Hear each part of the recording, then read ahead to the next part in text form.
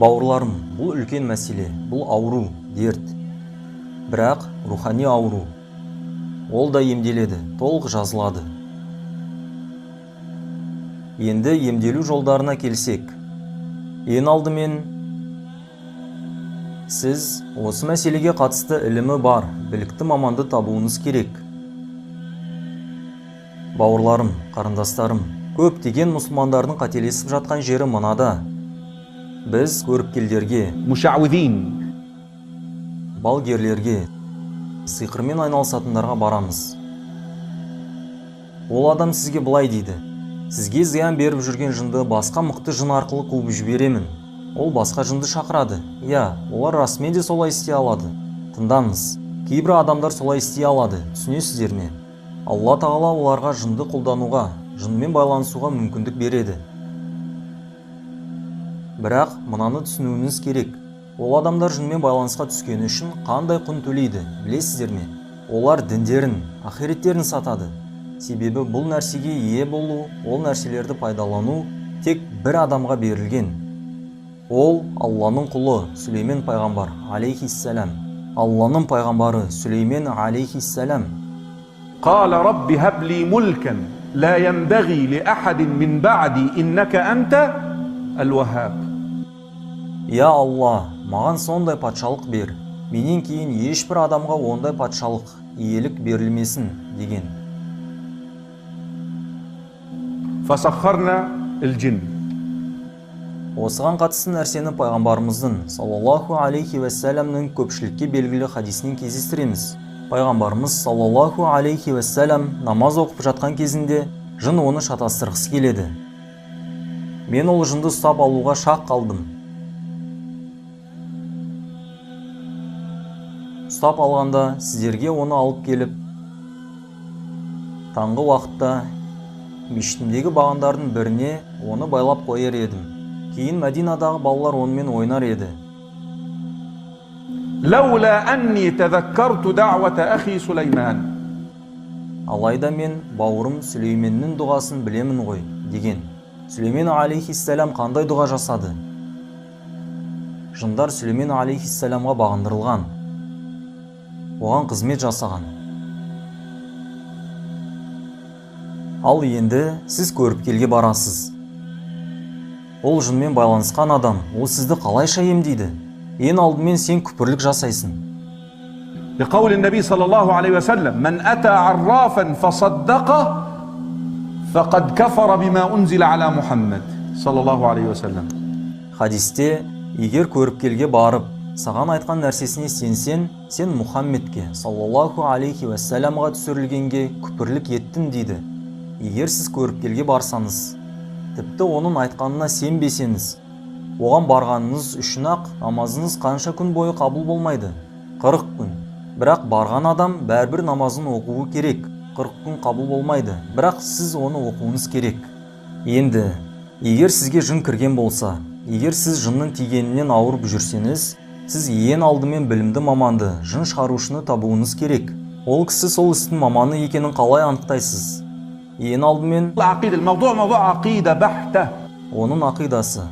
Аллаға деген сенімі дұрыс болуы керек. Қандай ақида? Шипаны жалғыз кім ғана береді? Алла. Емделуге қатысты екі нәрсенің маңызы зор. Біріншісі ақидасы, шипа Алладан екенін білуі. Екіншісі Құран оқылуы. Осы екеуі. Біздің жүрегіміз Алла тағалаға байлануы керек. Тек Алла ғана денедегі жынды шығара алады. Бұл мәселеде ақиданың дұрыс болуының маңызы зор. Рақис адамның сондай-ақ жын шайтанға қатысты жеткілікті білімі болуы керек. جن يعني يكون فاهم لعالم الجن والشياطين. Ол адам сіздерге жындарға қатысты айтқан нәрселерімізді, жынға қатысты нәрселерді білуі керек. Жын деген не, олар не нәрседен жаратылған, тағы да сол сияқты нәрселерді білуі қажет. Ол адам күнә жасаушылардан болмауы шарт. Және ол адам Алла тағалаға бойсынатын, жақсы ниетті жан болуы керек. Игі, түзу ниетті болуы маңызды. Егер сіздің ниетіңізде жақсы, мен қазір жынды шығарамын, кейін адамдар мені құрметтеп жын шығара алады деп мақтайды деген сияқты дұрыс емес ниет болмауы керек. هذه تجارة بوار. Егер бұл сіздің ниетіңіз болса, Кейде білесіздер ме, кей бауырларымыз жын шығарып жатады.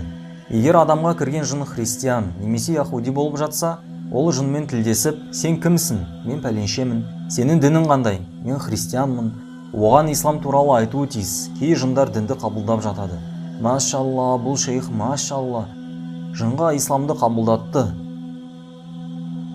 Сіздің ниетіңіз бағана айтқанымдай, бауырыңызға көмектесу болса, Алла разылығы үшін көмектесу болса, бұл емделудің алғашқы қадамы. Екінші нәрсе, дұрыс шипаны табу. Бұл ауруға ем болатын нәрсе. Егер бұл нәрсені жасамасаңыз, не болады? Көріпкелдер, сиқыршылар, қара сиқыр жасайтындар, бақсы балгерлер ол адаммен айналысады. Ал дұрыс шипаны тек Құран арқылы жын шығарушы рақис қана ұсына алады. Жақсы, қалай емдейміз? Я, бауырларым, шипа Құран мен сүннетте. Басқа емделетін жол жоқ. Тек қана Құран мен сүннет арқылы емделесіз. Білетіндер айтады, осыны іске асыруға қатысты 3 қадам бар. Жын шығару үрдісі, одан кейінгі жағдайы және шығару барысы. طيب. Сіз біреудің көмегіне жүгінерден бұрын мына нәрселерді істеңіз. Елестетейік бір сәтке. Сіз ауырып жатқан адамның үйіне кіресіз. Сөйтіп қабырғаларына ілінген тірі жаратылыстардың суреттерін көресіз. Сіз бірден ол суреттерді шығарып тастауыңыз керек. Себебі періштелер үйге кіргісі келеді. Бауырлар, біз қазір ғайып мәселесі туралы сөйлесіп отырмыз. Үй иелері, бұл біздің әкеміздің суреті, оған тиіспей-ақ қойыңыз десе, тыңдаңыз. Егер мен сізді емдегенімді қаласаңыз, сіздерге көмектескенімді қаласаңыздар, онда оны алып тастауымыз керек. Суреттер алынуы керек. Білесіздер ме, осы суреттер себепті періштелер үйге кіре алмайды. Кейін жын адамға кіреді. Үйіңіздегі жаратылыстардың суреттері періштелерге кедергі етеді. Жын тиген кей науқастар, жын кірген адамдар Аллаға серік қосу амалын істеп жүрген болуы мүмкін. Ол кісі көріпкел, бақсы балгерлерге барып, кейін ол көріпкел, емші сымақтар оған тұмар, қорғайтын амулет береді. Жын тиген кісіден үйіңізде кез келген тұмар, амулет бар ма десеңіз, жоқ дейді.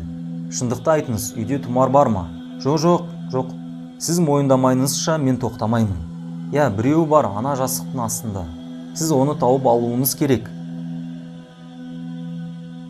Рухияны теледидар қосылу кезде жасамаңыз. Теледидардан кім еді? Кім еді? Уитни Спирс. Уитни Спирс. Өлең айтып жатпасын. Теледидарды өшіріп қойыңыз. Немесе келесі бөлмеде музыка ойнап тұрмауы керек. Науқас адамның жанұясына және науқасының өзіне Аллаға иман етуге қатысты мағлұматтар беруіңіз керек. Ақидамызды айтыңыз. Тыңдаңыздар. Мен қазір тек Құран оқимын. Алла қаласа сіздің балаңыз, қызыңыз немесе әйеліңіз емделеді. Егер Алланың қалауы болмаса, мен тек себебін істедім. Шипа тек Алладан деп түсіндіріңіз. Себебі, егер сіздің себебіңізбен науқас емделіп кетсе, қасында болған туыстарының дұрыс ақидасы болмаса, олар сізді мистер, сиқыршы немесе керемет әулие деп ойлайды. Сізді көрген кездерінде, «О, ассаламу алейкум шейх, сізді ұстайын, берекет өтсін, сіздің берекеңізге бөленейік» дейтін болады. Расулулла саллаллаху алейхи уассаламның кезінде бірде күн тұтылады, немесе ай. Адамдар күн пайғамбарымыздың баласының Ибрахимнің өлімінен тұтылып жатыр дейді. Сонда жоқ, олай емес. Шамс вал қамар аятан. Алланың 2 аяты. Олар біреудің өлуінен немесе туылуынан тұтылмайды. Сіз білім ізденуші ретінде, ұстаз ретінде, адамдардың бір нәрсені теріс, қате түсініп қалуынан сақтауыңыз керек. Сіз оларды дұрысқа бағыттауыңыз қажет. Тыңдаңыздар. Мен тек Құран оқимын. Шипа беретін тек Алла тағала. Егер Алла қаласа, менің себебіммен емделеді. Егер емделмесе де, Аллаға шүкір айтамыз. Егер жын тиген адам әйел болса, сіз Құран оқырдан бұрын бұл әйелдің әуреттері толық жабылған ба, соған мән беруіңіз қажет. Руқия жасау барысында әйел қозғалатындай жағдай орын алып жатса, руқия аяқталғанға дейін оның әуреттері ашылып қалмауы керек. Осыған мән беріңіз. Және руқия жасайтын кезде жалғыз болмауыңыз керек. Сіз шейх болғаннан емес, жалпы әйелмен жеке қалуыңызға болмайды. Және оған махрам емес біреуді алып кірмеуіңіз керек. бөлменің ішінде сізбен бірге қыздың махрамы да болуы қажет. Кейін дұға жасайсыз, дәрет аласыз. Сіз дәретті болуыңыз керек. Және алдын ала әскарларды оқып алуыңыз дұрыс болады. Әскарларды оқыңыз.